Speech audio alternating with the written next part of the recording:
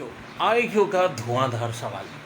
EZZ GWX JTU NQQ, आखिर ये हो क्या रहा है भाई एग्जामिनर, तू चाह क्या रहा है? 3 लेटर्स की सीरीज है। देखो, पहला लेटर ई से हुआ जी यानी 2 बड़ा, जी से हुआ जे यानी कि 3 बड़ा, फिर जे से हुआ एन यानी 4 बड़ा। इसकी तरकीब मैंने क्या बताई है भाई? A1 के बराबर, B2 के बराबर, C3 के बराबर, इस तरह Z26 के बराबर। एक बार ABCD सामने रखो यार। अब जब तुम लोग देखो खुला बर्बादी करो तो मैं क्या कर सकता हूँ भाई? ये चीज़ें करनी चाहिए हर वक्त। तो देखो 5, 7, 10, 14, आखिरी दफ़ा 4 प्लस हुआ था तो 5 प्लस होगा यानी कि 19 यानी कि S। अब देखो Z से हुआ W यानी कि 3 कम, W से T 3 कम, T से Q। देखो W होता है 26, Z होता है 26, W 23, T 20, Q 17, 3 कम हो रहा है तो 17 - 3 यानी कि 14 यानी कि N। अब आ जाओ यहाँ पे, Z 26 से 2 कम हुए 24 X 24 से 3 कम हुए U 21 से 4 कम हुए Q। अब 4 कम हुए तो 5 कम होने चाहिए। Q 17 के बराबर है, 17 में से 5 कम करो 12 यानी कि L। तो ये आंसर हो गया। फिर अल्लाह का शुक्र अदा करो बेटा, अलिफ बेते में नहीं होता है। ऐसे ही धुआंधार सवाल BCDE 2, 3, 4, 5। देखो एक एक करके सॉल्व करो तब होगा। पहले लेटर BCDE तो F यानी एक एक वर्ड है। C से E यानी 2, E से G, G से I तो I से 2 बढ़ा लो K। ठीक है, सिंपल सी बात।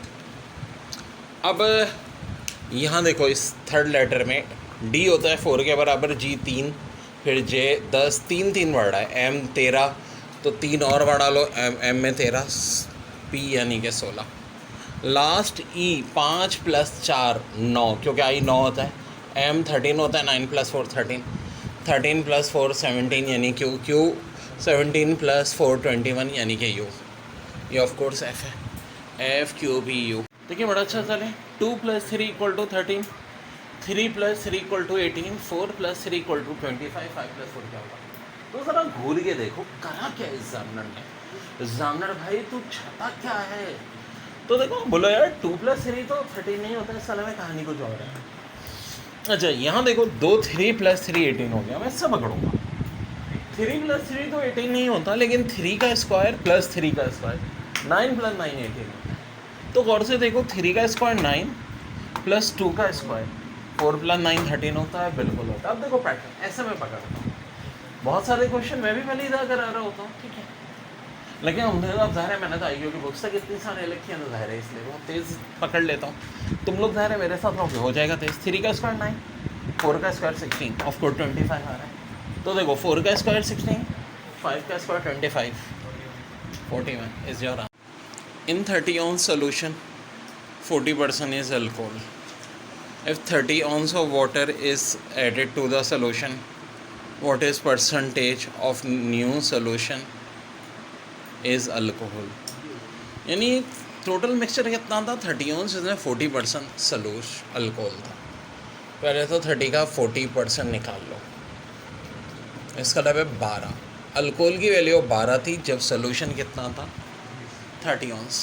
अब क्या किया, इफ़ 30 ounce ऑफ वाटर, मम्मा पानी मिला दिया, is added to the solution, what is percentage of new solution is alcohol.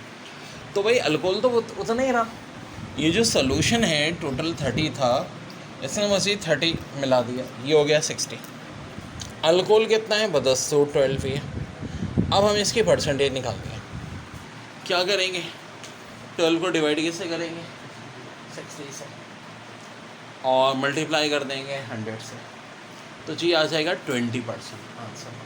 अच्छा सवाल है। 50 gallon mixture contain 90% paint and 10% thinner. How many gallons of thinner should be added to this mixture to decrease concentration of paint of 75%? देखो mixture में अभी कितना है जी, total है 50 gallon mixture, जिसमें 90% पेंट है, 10% थिनर है, ठीक है जी, ये है।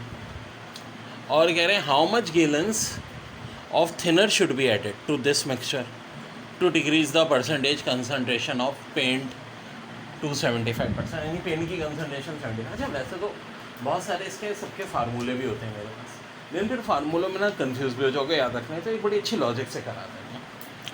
90% पेन 10% है ना, तो भाई बड़ा आसान है, 50 का आप क्या निकाल लो 10%, कितना आ जाएगा 5।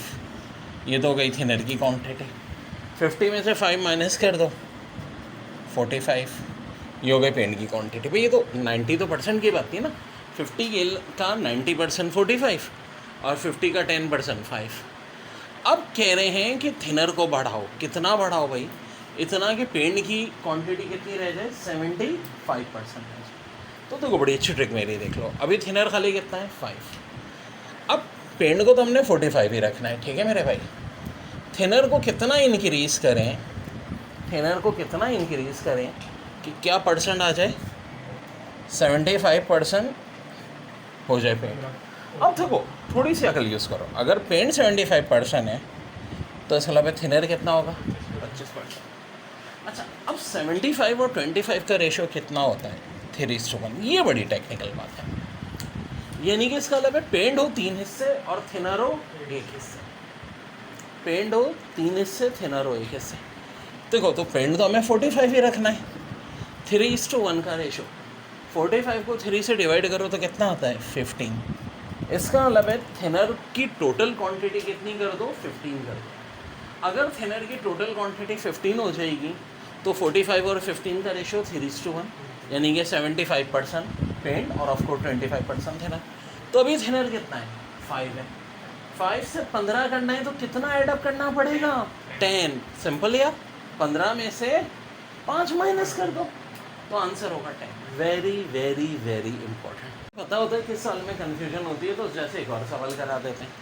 100 गैलन मिक्सचर है, 90% पेंट है 10% थिनर है, तो 100 का 90% ऑफकोर्स 90 है तो बड़ा आसान है, और 100 का 10% 10, मिक्सचर 100 है। अब क्या कह रहे हैं, how many gallons of thinner should be added to mixture to decrease the concentration of paint to 80%। यानी हम चाह रहे हैं कि भाई थिनर मिला दें ताकि पेंट की कंसनट्रेशन कम हो गई 80% रह जाए। अब देखो एक कहानी, पेंट 90 है थिनर 10 है, तो पेंट तो 90 रहेगा, थिनर कितना बढ़ाएं कि कंसनट्रेशन कितनी रह जाए पेंट की 80। अब देखो थोड़ी सी अकल यूज़ करो, जब पेंट 75 था तो थिनर 100 माइनस 75 25 हुआ था। अब पेंट कितना है 80, तो 100 माइनस 80 कितना होता है 20, थिनर 20।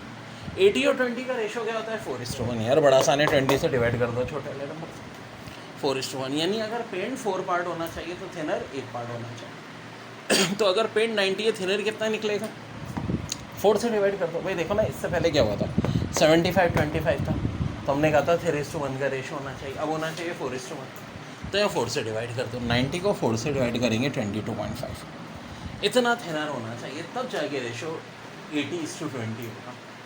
तो अभी थिनर कितना है 10, हमें चाहिए कितना 22.5। अगर हमें पेंट की कंसनट्रेशन 18 करनी है तो कितना ऐडअप करना पड़ेगा 12। देखो brand A coffee cost $5 per kg and brand B costs $8 per kg. If 3 kg of brand A and 2 kg of brand B are mixed, what is average cost per kg of mixture? तो बड़ा अच्छा सवाल है। एक की cost 5 kg पर dollar, यानी कि X1 हो गया आपका 5, और ब्रांड बी कॉस्ट, इन चीज़ों को हम मानते हैं X1 X2 जो रेट है, और 3 kg इनको हम N1, और इसी तरह 2 kg तरतीब से N2। फार्मूला होता है अर्थमेटिक मीन का N1 X1 plus N2 X2 divide by N1 plus N2, ये आपका आंसर आ जाएगा। बहुत ही प्यारा सवाल, पेपर में बहुत बार आया हुआ आवे सवाल। The sum of the digit of 2 digit integer is 12। If the unit digit is half the 10 digit, then what is the number? यानी sum of 2 digit integer is 12। मतलब जैसे कि ये इसका तो 2 और 6 8 है, ये नहीं हो सकता। 4 और 8 12 ये हो सकता है। 6 और 3 9 ये भी नहीं हो सकता। 8 और 4 12 ये हो सकता है। ऑप्शन सी और ए तो धुरफिट्टे में होगा, बी और डी हो सकता है। आगे क्या कह रहे हैं, if the unit digit is half the 10 digit. Unit digit क्या होता है यार, ये वाला डिजिट होता है यूनिट, ये होता है 10, ये होता है यूनिट, ये होता है 10। बाकी ऑप्शन तो ऑलरेडी धुरफिट्टे में हो चुके हैं क्योंकि उनके डिजिट का सम 12 नहीं आ रहा। Then what is the number, तो क्या होगा 48 या 84, तो ऑफकोर्स आंसर इज 84। और धुआंधार सवाल, 20 tons of mixture that contains sand and cement, जिसमें सैंड भी है और सीमेंट भी है, in the ratio of 60:40 is mixed with 30 ton of another mixture that contains sand and cement in the ratio of 30:70. What is the amount of cement in the final mixture in that? देखो mixture है 20 ton, sand 60%, cement 40%। अब यार देखो 60% निकालना है तो क्या करोगे, 20 को 60 से मल्टीप्लाई और डिवाइड 60 + 40 यानी 100 से। बहुत आसान है, 20 का 12 आ जाएगा और सीमेंट का 8 आ जाएगा। अब एक और मिक्सचर है जिसकी क्वांटिटी 30 है, सीमेंट जो है वो 70% है, सैंड 30% है। वैसे इसमें सैंड निकालने की जरूरत ही नहीं थी, डायरेक्ट हम क्या करते हैं सीमेंट ही निकालते हैं क्योंकि सीमेंट ही पूछा है। तो 30 का 70% ऑफ 21 हो जाएगा। एक मिक्सचर में सीमेंट की क्वांटिटी 8 टन है, दूसरे में 21 टन है। 8 + 21 कितना होता है, 29 टन। आंसर 29। क्या एक और बड़ा तगड़ा सवाल, Man has total 40 notes which are all either $20 or $100. If the average value of a note is $40, how many $20 does we have? अच्छा देखो, टोटल नोट्स की तादाद है 40। $20 वालों को मान लो X और $100 वालों को Y। अब $20 वाले X और $100 वाले Y मिला के वैल्यू भी कितनी आ रही है, $40 है। दोनों बात, नोट की तादाद भी $40 है। और अब फ़र्ज़ करो भाई 20 वाले 30 होते, ये 10 होते या 20 वाले जो भी हैं, टोटल जो मालियत आ रही है नोटों की वो $40 आ रही है। तो आपसे पूछ रहे हैं एक्स की वैल्यू क्या होगी। अब देखो सिंपल से 2-3 तरीके हैं मेरे, बड़े सिंपल हैं। देखो एक बात ये है कि $20 और $100 के नोट एवरेज वैल्यू आ रही है $40।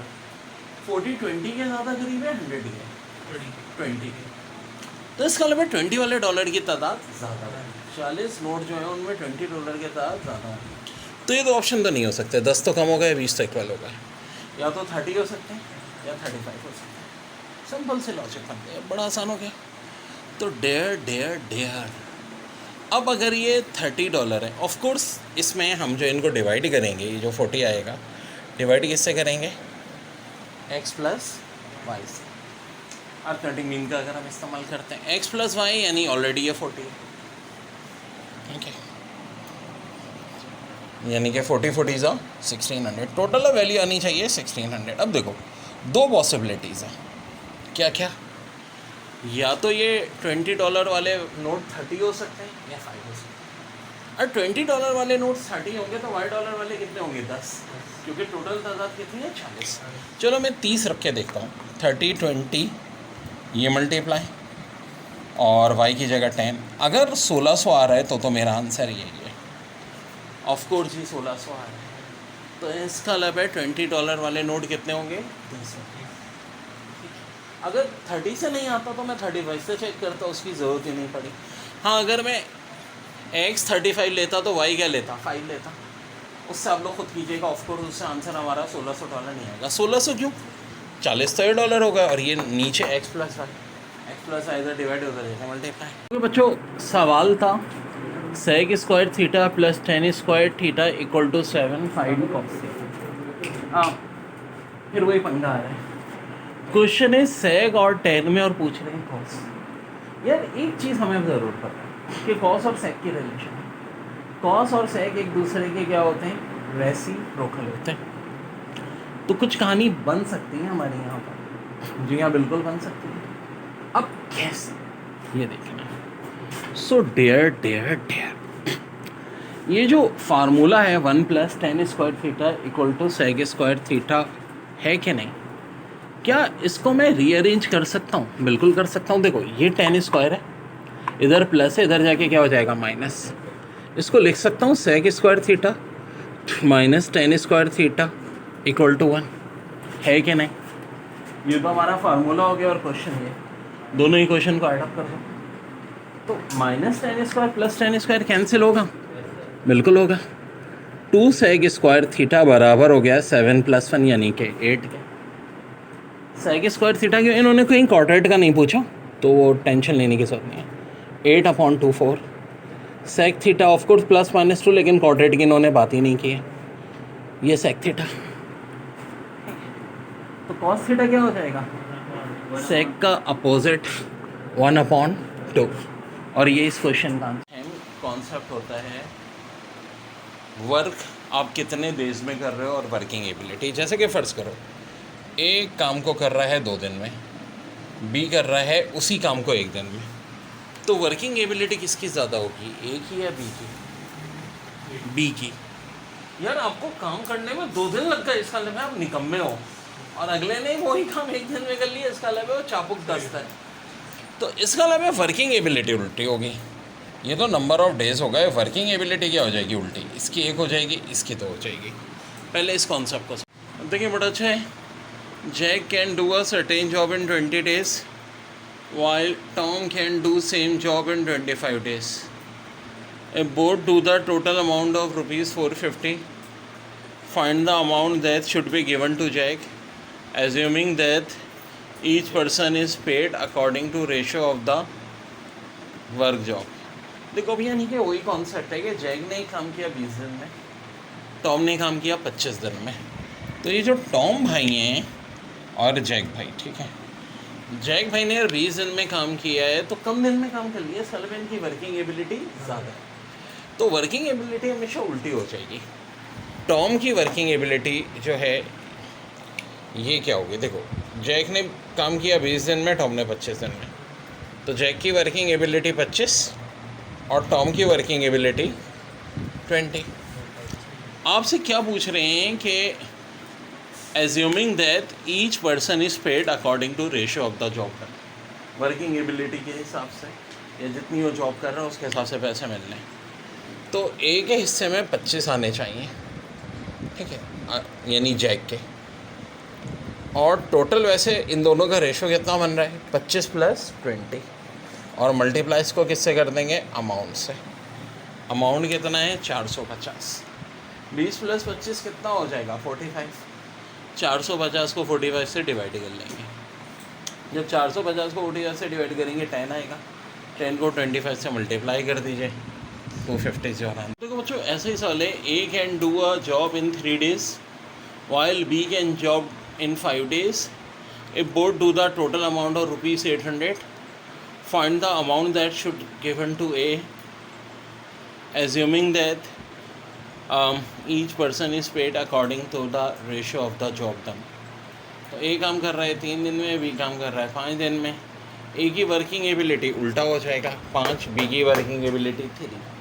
A का पूछा है ऑफ कोर्स 5 ऊपर और 5 और 3 का सम नीचे, और अमाउंट कितना 800, उससे मल्टीप्लाई कर दें तो 500 रुपये ए को मिले। देखिए, if white is called blue, blue is called red, red is called yellow, अरे बाप रे बाप, yellow is called green, green is called black, black is called violet, and violet is called orange. काफ़ी लोगों का तो यहीं बैंड बच जाएगा। आप ये देखो कि पूछ क्या रहे हैं, what should be the colour of human blood. Human blood का कलर होता क्या है, रेड होता है, और देखो रेड को क्या कह रहे हैं, येलो कह रहे हैं। सब कुछ छोड़ दो, खाली ये देखो ना यार, बता इतना देख रहे हैं कि रेड इज़ कॉल्ड येलो, तो इसका मतलब है यहाँ ह्यूमन ब्लड का कलर क्या हो जाएगा भाई। अब देखो honey, butter, orange, soap, ink, तो इनमें से येलो कलर का क्या होता है, हनी होता है या बटर होता है या ऑरेंज होता है या सोप होता है या इंक होता है, क्या होता है भाई, बटर। सवाल है कि boy weight 20 kg and his sister weight 10 kg।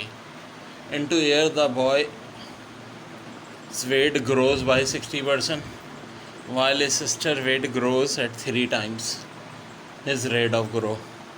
What is ratio of the boy's weight to that of his sister 2 years? यानी लड़के का वेट है इस वक्त 20 kg, अगले 2 साल में वो कितना बढ़ा भाई 60%, ठीक है, 60% बढ़ा, तो पहले तो 20 का 60% निकाल लो 12। तो इसके अलावा अब लड़की का वज़न कितना हो गया? 20 + 12 32। कहानी में ट्विस्ट तो आगे है। While is sister weight increases है 3 टाइम्स। तो इंग्लिश में भी देख लो कि वाइल कब यूज़ होता है, जब कोई बिल्कुल थोड़ी सी चेंज बात आ जाए, ठीक है, कनेक्शन हो, कंजक्शन है। Rate of grow, what is the rate at the boy to death of his sister 2 years। अब बहना का कितना बढ़ा? भैया से 3 टाइम बढ़ेगा। भैया का था 60%, तो 60 को 3 से मल्टीप्लाई कर दो 180%। अच्छा, ओरिजिनल कितना है बहना का? 10 kg है, तो 10 का हम 180% निकालेंगे, यानी 10 को 180 से मल्टीप्लाई करके 100 से डिवाइड करके 18 आ जाएगा। 10 में 18 प्लस कर दो, कितना हो जाएगा? 28। 32 और 28 का रेशो निकालो, 4 के टेबल से कट जाएगा, बिल्कुल कट जाएगा, आंसर आ जाएगा 8:7। फिर बड़ा देखें, ये सवाल भी लास्ट ईयर पेपर में आया था। क्या कर दिया था? Coffee that cost 15 pound is mix with another coffee that cost 10 pound to make blend that cost 15 pound. What is the ratio in which they are mixed? तो 25 और 10 और ये 15, तो इन दोनों का डिफरेंस 10, इन दोनों का डिफरेंस 5, 5 और 10 का रेशो 1:2। इस टाइप के सवालात भरे में पेपर में, ठीक है, और आए में है इस साल भी। देखो, अलग अलग शिफ्ट में अलग अलग सवाल आ रहे हैं। A coffee that cost $5 per pound is mixed with another coffee that costs $2 per pound to make blend mixture that costs $3 per pound. What is the ratio in which they are mixed? बड़ा अच्छा सवाल है। एक coffee जिसका rate $5 पर pound है, एक coffee जिसका रेट $2 पर पाउंड है। हमने इनको कुछ इस रेशो में मिक्स करना है कि जो मिक्सर का रेट आए वो $3 है। अच्छा देखो, ऑफ कोर्स मिक्सचर का रेट क्या आएगा? इनके बराबर का आएगा। तो ओरिजिनल मेथड तो बहुत लंबा है। एक बड़ी अच्छी ट्रिक बताता हूँ। 5 और 3 का डिफरेंस ले लो, कितना होता है? 2। 2 और 3 का डिफरेंस ले लो, कितना होता है? 1। आंसर हो जाएगा 1:2, ठीक है, यानी कि ऑप्शन से। और साल करा रहा हूँ इसे प्रैक्टिस।